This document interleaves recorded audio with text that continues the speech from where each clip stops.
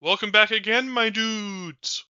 Now, this was supposed to come out last week, but some things came up, so sorry about that, dudes. But yeah, we're here, we're doing it, we're happy, everyone's getting what they want. Let's not waste any more time, let's just get straight into it. Now, I know I'll be making some enemies right off the bat, because I know these guys technically aren't Sith, but I'd like to say that there are no gods here but me. No God. The only man in the sky is me. I also know a few people might be a little bit antsy over the fact that there's two contenders in one position. However, have you considered getting yourself a deck of cards and dealing with it? Say what you will about the Disney Star Wars era villains, and believe me, I will say what I will about them, but Balin and Shin, they bring it home. Mostly for Balin, because he's just such an interesting character. He's an ex-Jedi, fought during the Clone Wars, but abandons them due to believing that they lost their way. Which, in all honesty, is kind of right. They've gone from peacekeeper monks to generals on a battlefield. And he would later serve as a mercenary following Order 66. Eventually, he'd find Shin Hati and recognize the Force sensitivity in her. And now, there is not much at the moment in regards to history to the details of these characters, outside the Ahsoka show. But they both had such a presence in the show that they instantly became like some of my favorite characters. I love their dynamic, and it's just I love it. I love it. In saying all that, it is a genuine shame that Ray Stevenson, the actor that played Balin Skull, passed away. Him, much like Carl Urban, is one of those actors that is just everywhere, but is extremely underrated. A lot of people remember him as the Punisher in 2008, Volstagg in Thor, Blackbeard in Black Sails, and hell, he was even in Vikings once. I am excited to see Rory McKen step into the role, another extremely underrated actor. Is this what you really, really want? Yarm. And I know he's going to do good, because the Hound is my favorite character from Game of Thrones, so I have complete faith he will do a great job. Shin Hati, on the other hand, is a standout in the show as well in her own right. Like, Balin exudes that calm kind of control, and reminds me a lot of like Count Dooku in a way. Shin gives a lot of like young Anakin vibes. You know, she's got raw potential. She's volatile, intense, clearly still trying to find her place in the Force and the world. And her aggressive fighting style and that piercing stare she gives is just awesome. I love it. I also like the dynamic that she has with Balin, which is it's an interesting master-apprentice relationship. You can tell she both respects him deeply and questions him silently. If we get more of her in the future projects, which I'm looking forward to Ahsoka Season 2, I hope they tidy up a couple of things here and there, you know, like that the lightsaber choreography needs a massive revamp in my opinion. Other than that, a few other things, but I am looking forward to it, and I really am excited to see what happens to her, what happens to Balin, and I'm excited. Has there ever been a more unintentionally funnier Sith Lord than Emperor Palpatine, Darth Sidious himself? No. No. No. You will die! It's treason, then. Seriously, like, what a character. When you first see him, like, properly in Return of the Jedi, you genuinely think you have seen the most evil character in Star Wars history. He's just so frail looking, but is so unbelievably powerful. Every time I think of the Emperor, I'm going to be honest, I'm immediately flashbanged by that one clip of that guy from the Acolyte. I would say a battle for power. I mean, the best parts about Star Wars is there is no good or evil. It depends on what side you're standing on, truly. You know what I mean? No, Charlie Barnett, I do not know what you mean. Like, are you going to look me in the eyes and tell me, you know what, Emperor Palpatine? He was onto something, you know? You know why he destroyed Alderaan? It's because there were rebels on the planet. Find the good in that. Find the good in that. What? He reduced homelessness and unemployment on Alderaan to 0%. Yeah, hilarious. No. honestly, Ian McDiarmid has done such a good job in all his appearances, and though I count Rise of Skywalker as one of the worst war crimes I've ever witnessed on a screen, he does a good job with what he's given, you know? I really appreciate him in Clone Wars too. I know he wasn't voiced by Ian McDiarmid for the entire series, if I'm not mistaken. I could be wrong on that. I know they got Tim Curry to do the voice of him in Clone Wars. That's pretty awesome. I love seeing him at full power. Like him versus Maul and Savage. Holy moly.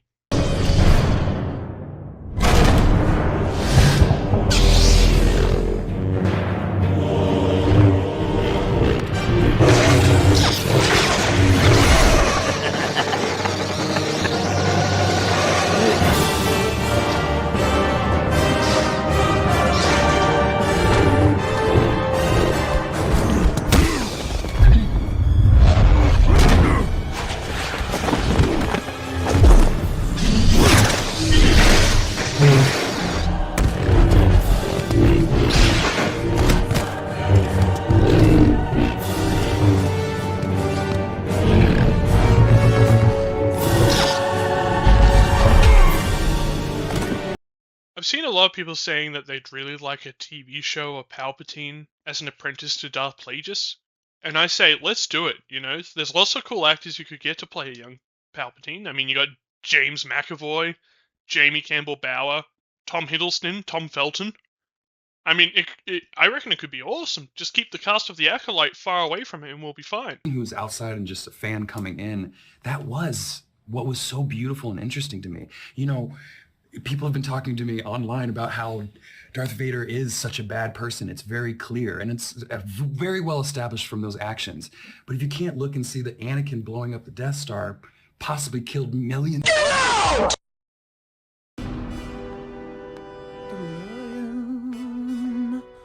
Awesome. I'm so awesome. Now, Maul, whilst being awesome in Phantom Menace, didn't really have much of a character, you know? He was just mostly just this silent, angry presence that was just crazy in battle. Once they brought him into Clone Wars, so much more character. I mean, not only did he give us one of the best Star Wars lightsaber duels in history, he is also the guy who came back from being cut in half because he was that mad. He was that angry. Not just at Obi-Wan, but everything. You know, he hated being used by Palpatine. He was just an angry character. You know, once you saw him in Clone Wars, you really kind of connected with him a little bit and kind of felt bad almost, you know? All that being said, he still maintains that he's a bad guy. And that's why I like him. They didn't give him a Book of Boba Fett treatment, thank God. Though I'm looking very forward to his new show, I am worried that they'll try and make him a good guy a bit. But, you know, we'll see how we go. I also want to say that I love his full circle kind of final arc in Rebels. Especially his last duel with Kenobi. I like how it's kind of poetic, you know? Obi-Wan represents what it's like to move on, to not hold on and cling to the past, to evolve almost. And Maul is just stuck in the past. He's so mad and angry, and that was his downfall at the end. He represents an inability to move on. And that's why I like him. He's a good character. From the top turnbuckle, the Dragon of the Sith. So Darth Krayt is named after the Krayt Dragon. What is a Krayt Dragon? I am so glad you asked.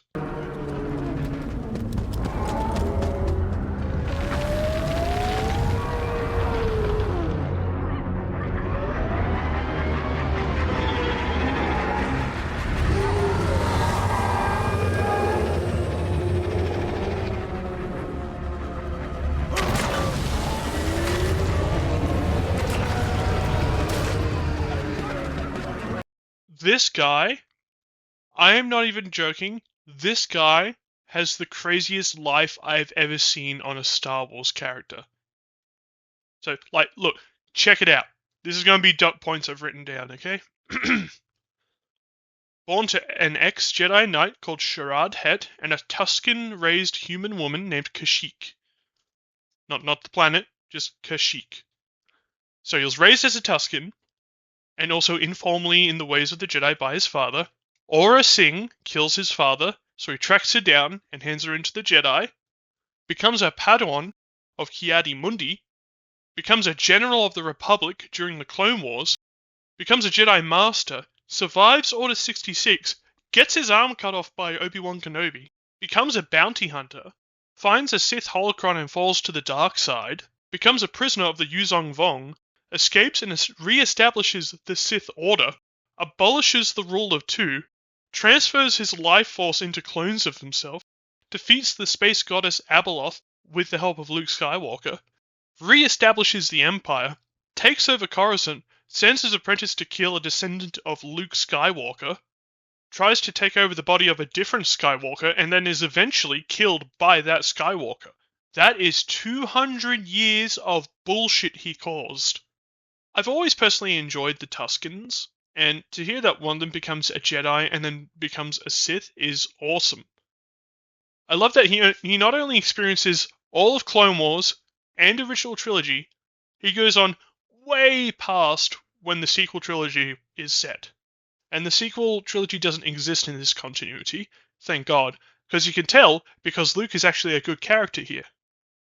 The Lord of Hunger himself, quite literally the hipster of Star Wars, destroying whole planets before the Death Star. Nihilus is basically a dark side entity that needs to constantly consume Force essence to stave off hunger. Quite literally, he's the Star Wars Grim Reaper. He drains Jedi, steals their essence, and he's able to stave off the hunger a bit. And he even goes as far as to figure out how to drain an entire planet. That's awesome. Now, he was a Jedi during the time of the Old Republic, because every Darth needs to be a Jedi these days, and eventually fell to the dark side after becoming scarred and traumatized by the dark side, after watching many of his former friends and fellow Jedi die. And that dark side kind of developed into the hunger. And he would constantly be in immense pain unless he drained life force from people. Later he would join Darth Traya and Darth Sion as a trio. Sion quite literally being like Maul, being too angry to die, and using the Force to hold himself together constantly. And Traya being a former master of the Jedi turned Sith. I think what I like about him the most is that he just feels like such a raw, just a dark energy, I would say he reminds me a lot of Sauron in the way he just whispers and speaks in Sith language. It's just also like that kind of stuff. It's awesome. It's like a ring wraith almost, Imagine you have the coolest Darth name ever, Darth Tyrannus, but everyone just calls you Count Dooku, In all honesty, I love Count Dooku. He's such a cool character, and I love even more that he's played so well by Christopher Lee.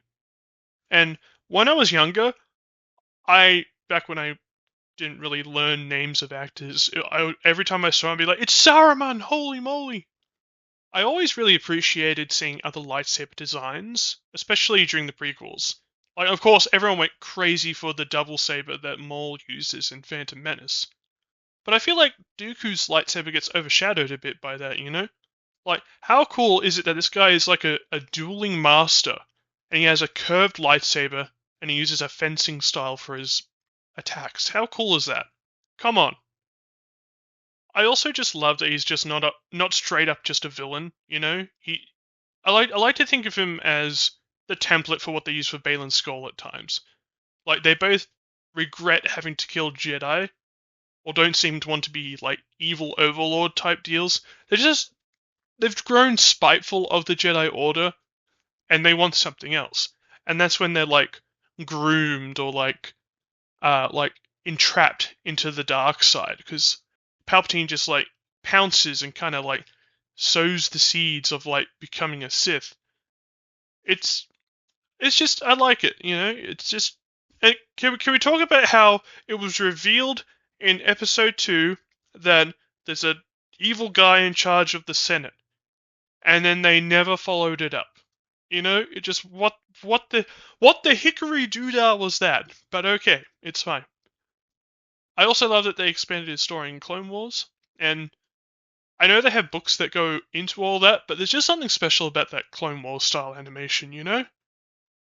Yet another Jedi that fell to the dark side, but in all seriousness, Darth Malak is pretty cool too. Originally the friend of Revan, who you may remember from my previous video, would later fall to the dark side with Revan and become his apprentice. Later, Malak and Revan would be ambushed by Jedi, and Revan would be weakened in battle. Malak, being the duplicitous Sith he is, seizes the moment to attempt to kill Revan and usurp the Sith Empire throne. Whilst Malak got the throne, he did not kill Revan and would be injured grievously by having his jaw cut out by a lightsaber. How cool is that? I love the idea. That's my favorite thing about Vader being like the template. Almost every Sith has to have some sort of disability to show how bad the dark side is, you know? Like, Vader, he can't breathe without that suit. Malak's got a whole goddamn iron jaw just so he can talk. I like that trope, and I hope they continue doing it with other characters just to show it's not good to be bad, you know? See all the suffering? Like they always say, fear leads to anger, anger leads to hate, hate leads to suffering.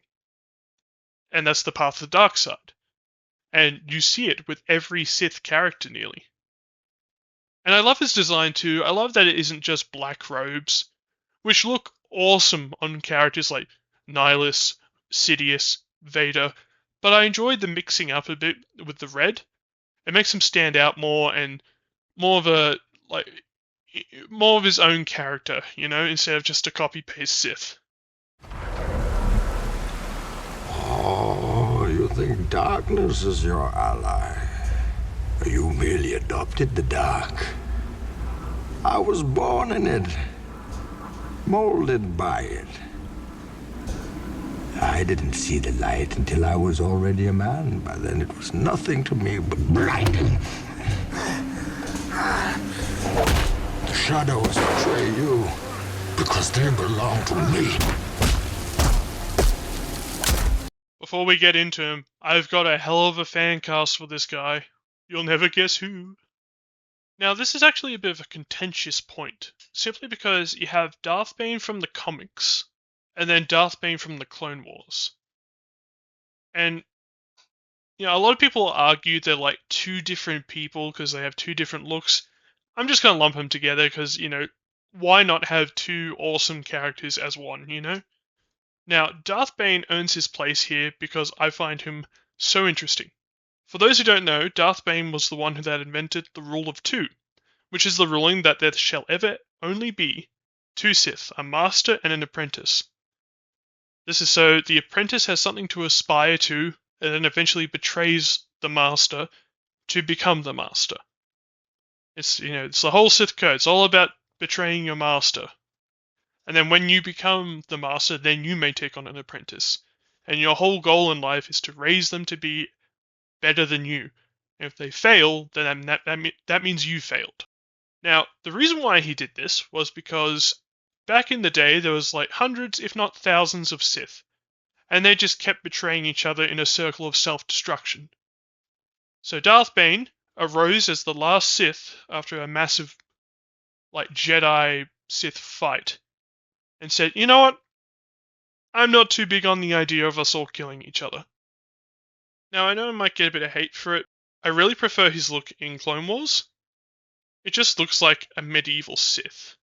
Or like a feudal samurai set of armor, you know? It looks like how I imagine a medieval Darth Vader outfit to look. The bald look is cool. Not sure I like the weird gold headdress thing he's got going on, but, you know, whatever. Coolest part about him? Guess who voices him?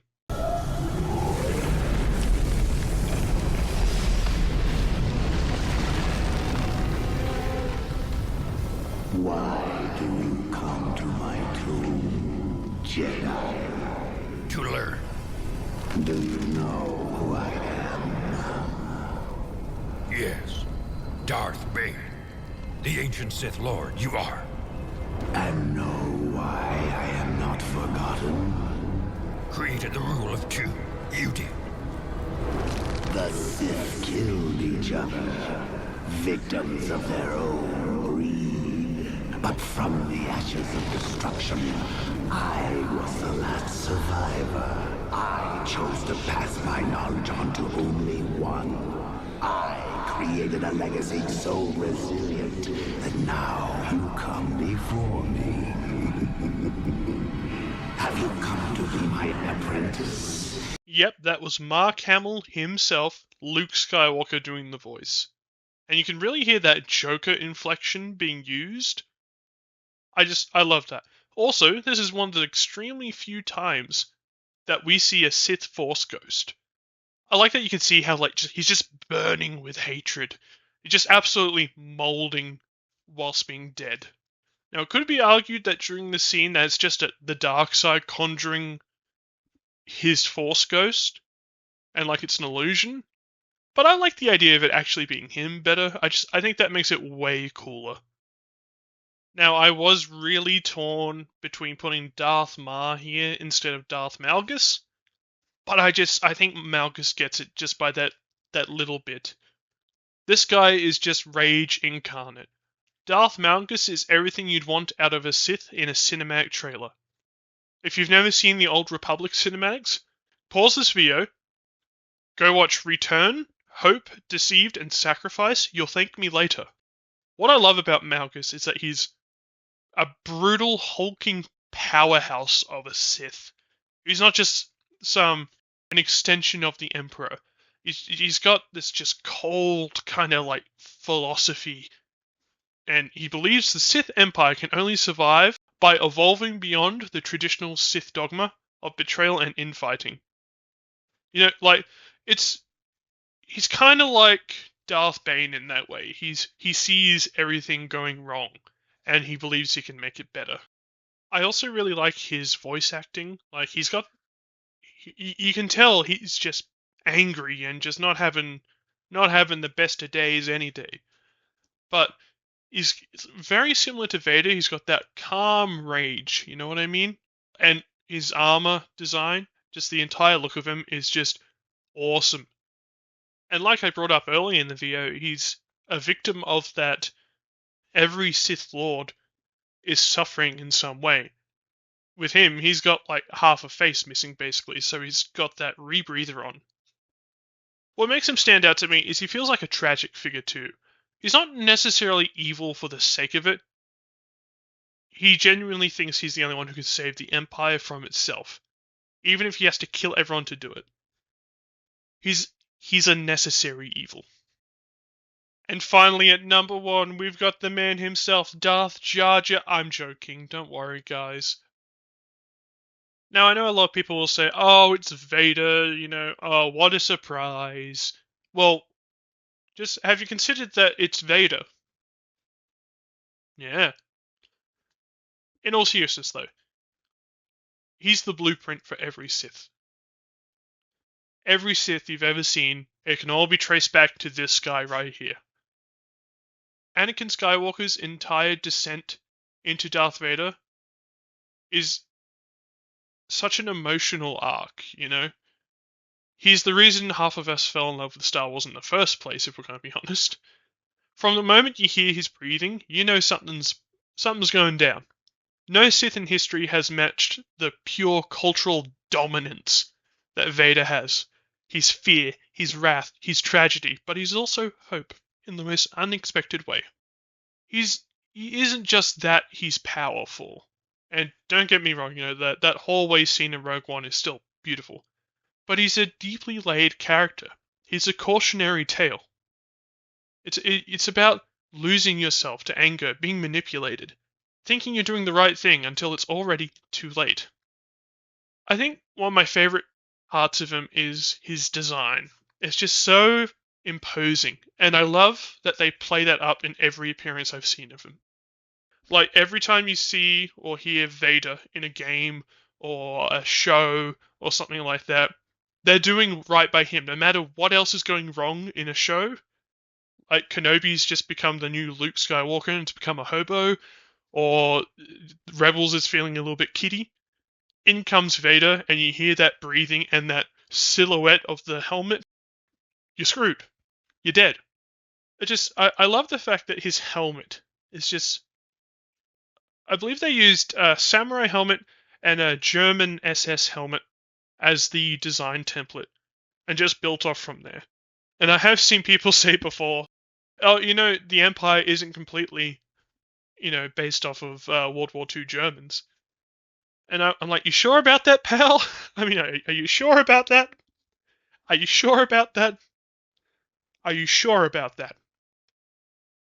Are you sure about that?